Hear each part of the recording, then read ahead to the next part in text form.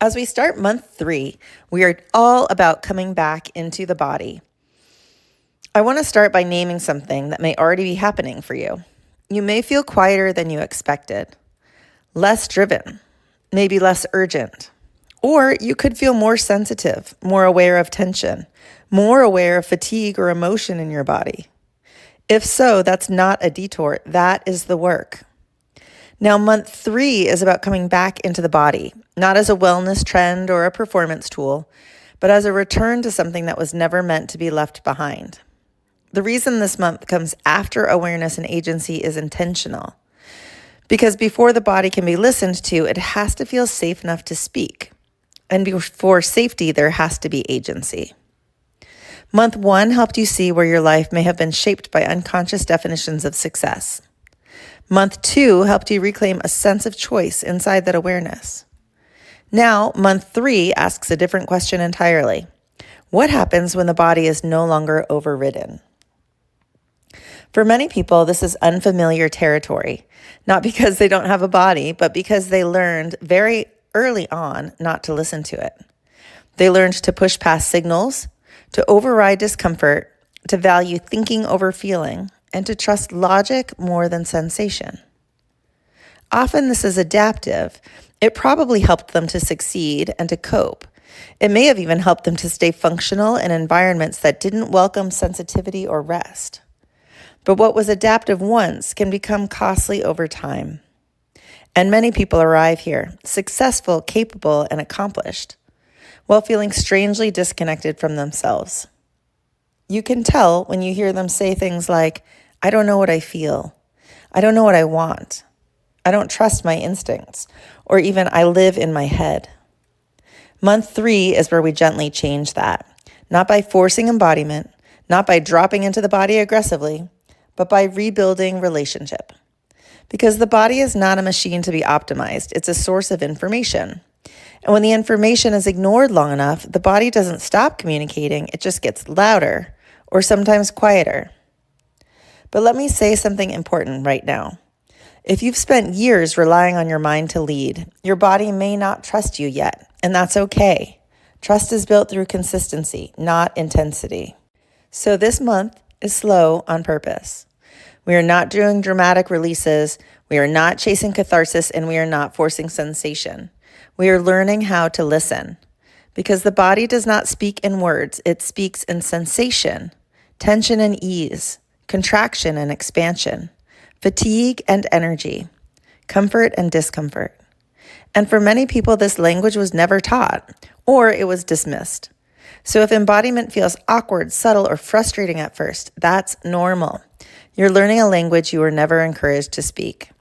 Now let's pause for a moment. I'd like you to notice your body right now.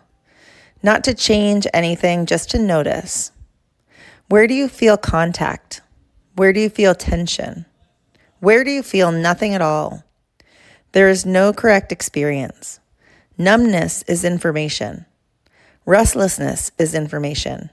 Ease is information. The body is always communicating. We're just learning how to listen without judgment. One of the biggest misconceptions about embodiment is that it's about emotion.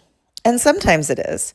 But often embodiment is about regulation, about noticing when your system is bracing, when it's pushing, when it's holding, and learning to respond before those states turn into burnout, illness, or disconnection. This is why embodiment is not separate from leadership, discernment, or aligned action. It is the foundation of all three. A disconnected body cannot sustain aligned choice. A disconnected body cannot hold truth under pressure. A disconnected body will default to old patterns when stress returns. Month 3 is about restoring the body as a trusted partner.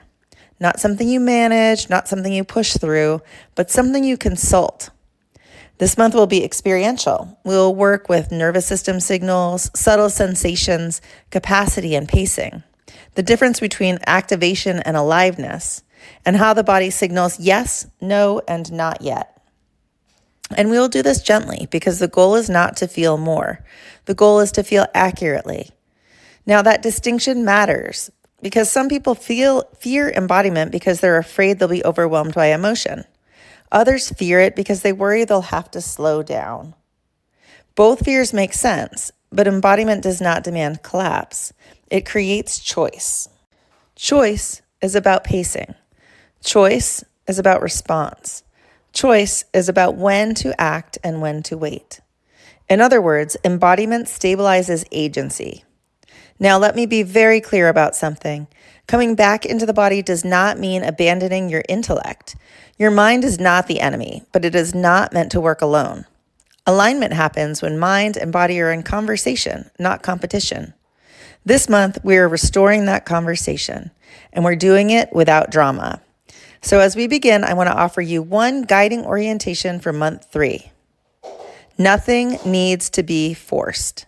If your body offers information, we listen. If it doesn't, we wait. This is a practice of patience, and patience is not passivity, it's respect. As we move through this month, you may notice increased awareness of fatigue or tension, clear signals about what drains you or nourishes you, moments where your body disagrees with your plans. This is not sabotage, that is intelligence returning. Your job is not to obey every signal. Your job is to include the body in decision-making again. That inclusion alone changes everything. Now, let's close with a simple invitation for the days ahead. Once a day, I'd like you to pause and ask, what is my body telling me right now? You don't need to fix it. You don't need to respond perfectly. Just acknowledge, because being heard is the beginning of trust, and trust is the foundation of alignment. Welcome to month 3. We're not going anywhere new. We are coming home.